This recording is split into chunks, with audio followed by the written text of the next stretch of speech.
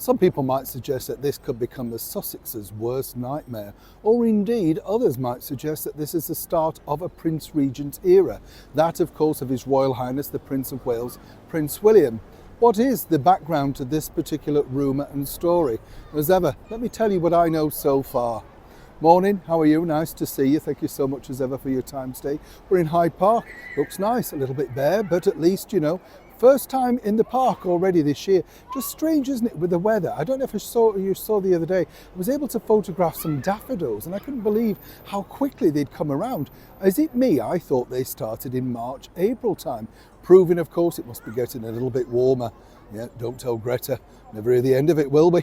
Back as ever, though, to your royal story of the day. It's interesting with this particular story because you may have seen, of course, over the last few weeks, very much so, that His Majesty the King has been very keen to be photographed going to and from church at Sandringham. And he has a lot to be grateful for. And no doubt, like so many of us on our channel here, our community friendship group, we all send our love and prayers to His Majesty the King and Queen Camilla and of course Catherine, let's not forget, who also alongside Fergie. Goodness, yes, we've a lot to be grateful and thankful for, haven't we? And there's a lot of problems, as one can imagine, inside the monarchy right now, simply because of ill health. Happens to all of us, as I've said before. Nobody can control it, nobody knows when it's coming. But the bottom line is, when you're on a public stage, it's very difficult. Now, the story circulating around is the fact that, as ever, abdication, stepping down, all of that sort of stuff with His Majesty the King. How true is that particular story?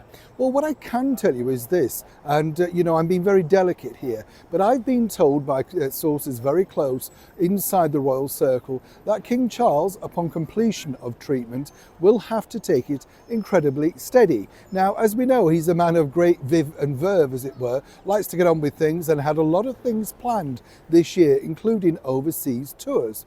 Now, as we often say, for all of us out here, the body may be willing as such, but is it the other way around or whatever, something's weak? But the bottom line is, you just have to listen to your body. That's the problem. We all think that's it, right, we'll get up and move on. Now, according to that source, His Majesty the King will have to take certain precautions and, more importantly, take time out. Now, this is not a king that doesn't want to be visually seen, as one can imagine. He wants to be out there, particularly so early into his reign, 10 months or so down the line.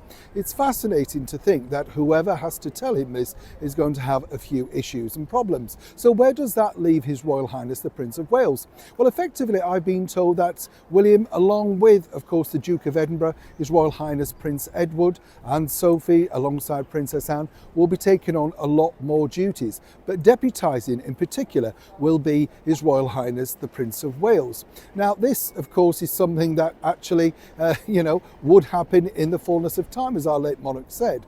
But as that source pointed out to me, His Majesty the King certainly does not want to step away. There's no talk of abdication and moving on and, relinquishing or anything like that. It's a simple fact of it will take a lot of time, a lot of healing, and more importantly, a lot of patience to make sure that you're fit as a fiddle and back to picking up the work level that he was prior to this sad, setback.